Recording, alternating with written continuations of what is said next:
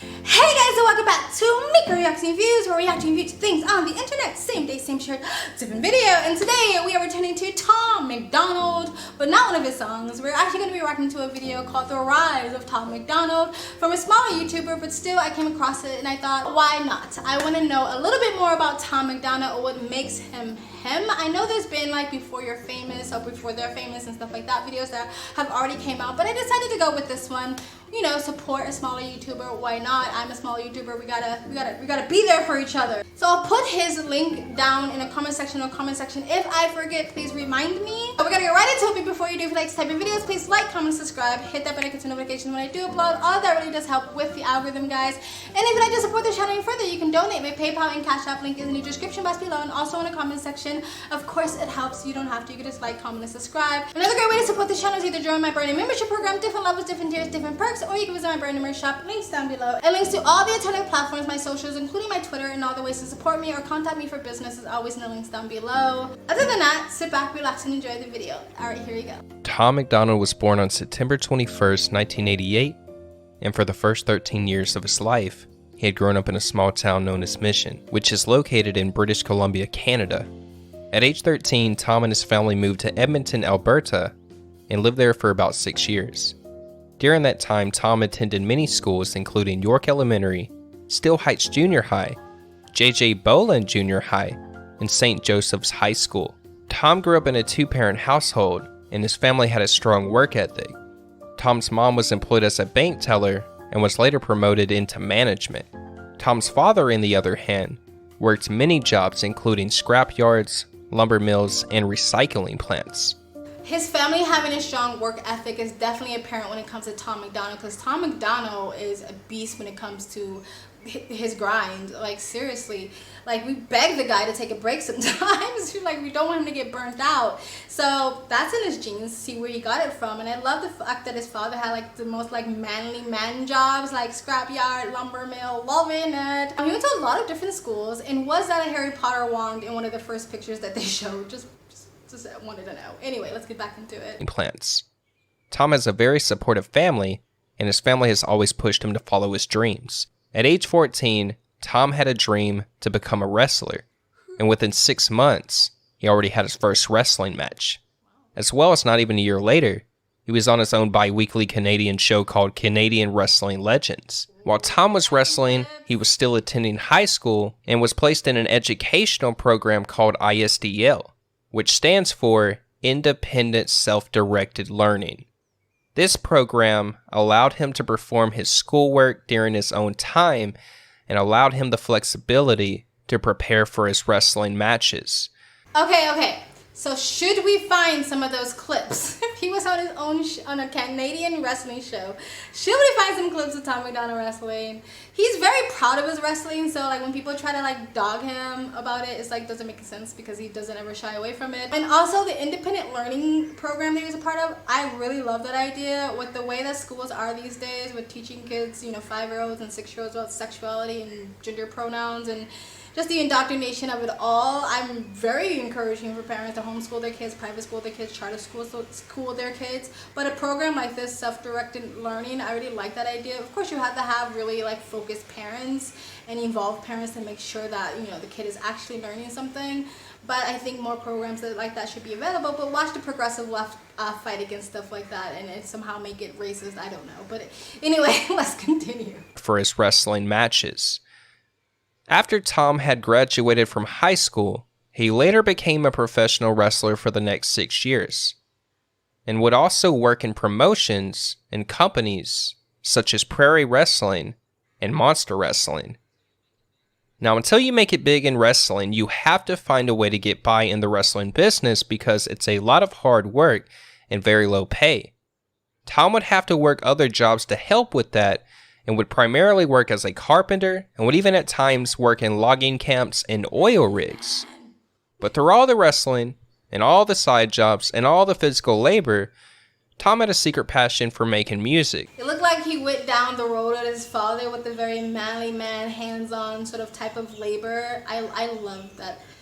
The one thing about, you know, the toxic side of the red pill community when they talk about high value men, I hate the fact that they make it seem like a man who works labor is somehow like, oh, that's a settle me man. Like, you just have to settle for that type of man if you're not a high value woman or whatever. Like, a man who works with his hands, like lumberyard or scrapyard or carpentry or construction or anything like the oil rig, that's fucking hot. That's sexy. I don't know why anybody would think that that's some sort of like, just like thumb your nose down type of job. Like, I hate that. To me, that's a manly, you know, not to say like not working with your hands if you're an artist or photographer or tattooer or something like that isn't a manly man thing but to do, but it almost seems like societal wise we kind of dumb our nose down at like jobs like that, like, oh, you just have like this trade or whatever. Like, that's so stupid. But anyway, let's continue. Making music.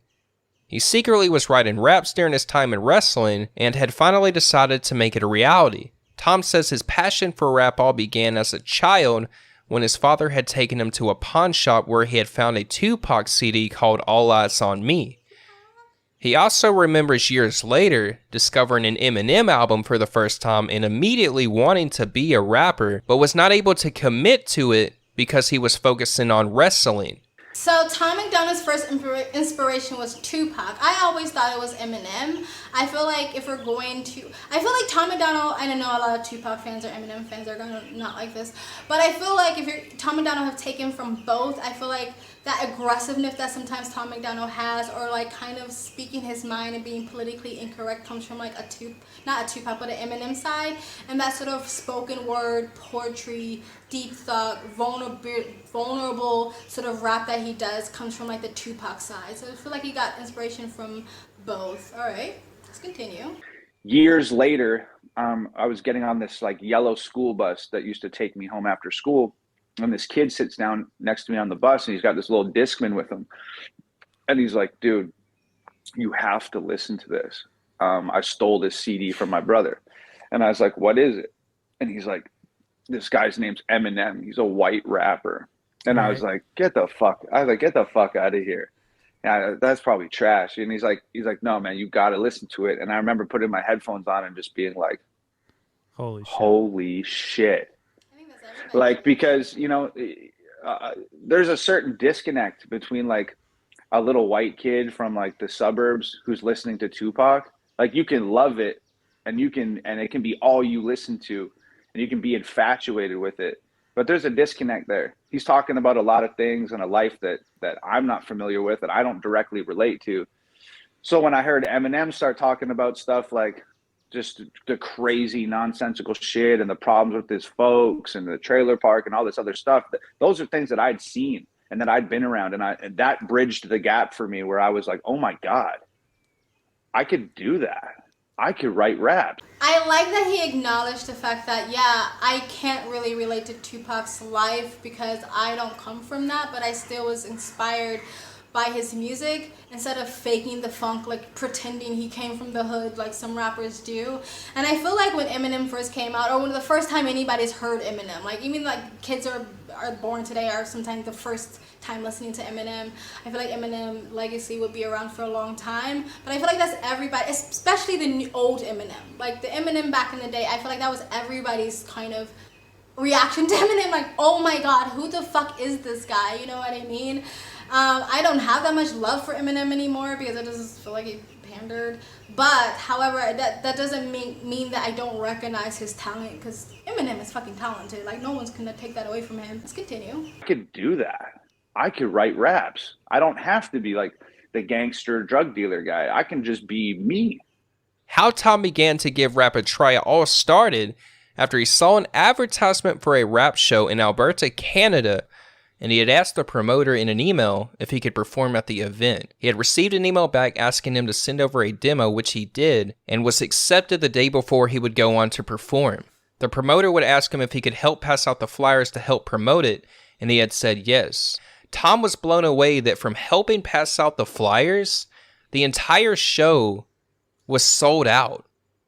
The promoter was thrilled, who actually ended up being Nova Rockefeller, and as many of you know, they would eventually become more than friends, and they would even begin to move from Canada to America and live in California to take Tom's music to the next level. I had no idea that's how Nova and Tom met.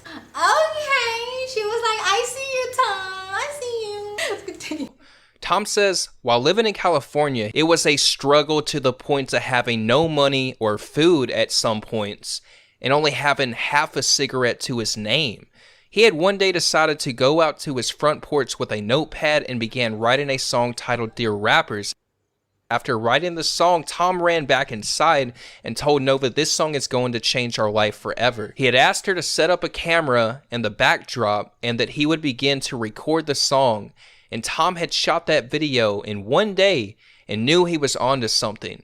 He had called his mom, his sister, his friends, and even a stranger who described himself as an investor, and had borrowed around $1,100 in total from all of them and had used it all to run Facebook ads and help promote the video. And within 2 days, it reached over 1 million views, and the rest was history. Tom MacDonald has talked about this many times, like how he wasn't an overnight success, but how he kind of blew up out of that one song, Dear Rappers, which is a really good song, actually. Like, it's still one of my favorite songs that he did.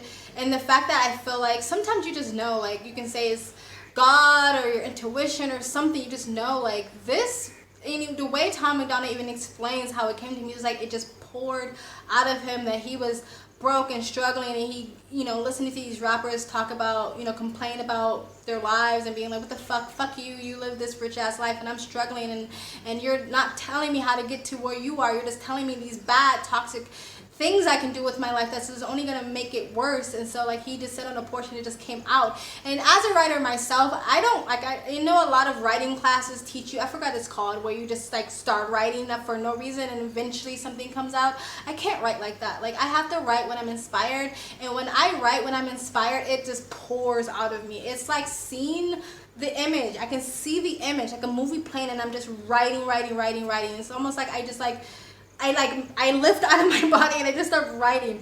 And I feel like that's kind of what Tom MacDonald was like explaining or describing, but it definitely like changed his life for the better. And like, people was giving shit about Tom MacDonald like running ads and stuff like that. Like, what the fuck are you supposed to do? Like, he doesn't have a team. Like, when people have a team in a studio, that's what they do. They buy ad space, they buy radio spaces and stuff like that. That's what you're supposed to do. But anyway, let's continue.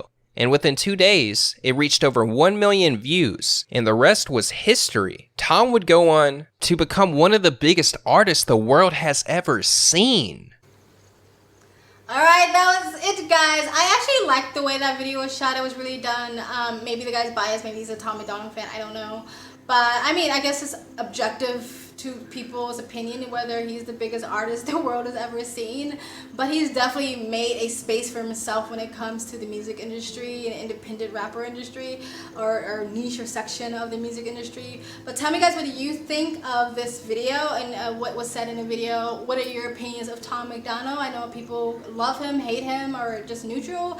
I like Tom MacDonald. I like that he's here. I think his voice is really well needed. But yeah, you guys tell me what you think in the comment section below. Please like, comment, and subscribe. Hit that bell to get notifications when I do upload. All of that really does help with the algorithm, guys. And if you'd like to support the channel even further, you can donate. My PayPal link is in the description box below.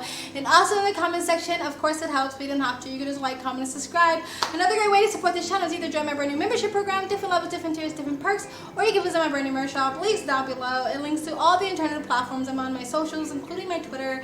And all the ways to support me is always in the links down below. I also have a second travel vlog channel. I travel as a lifestyle. I live abroad. If you'd like to know where I am in the world, you can go in the description box below, and also in the comment section. Hit the link, go subscribe to my travel vlog channel, and or follow me on my travel Instagram. My stories is usually what's most up to date. I also have my second channel, Speak Freely, links down below. And you guys have an amazing day. Bye.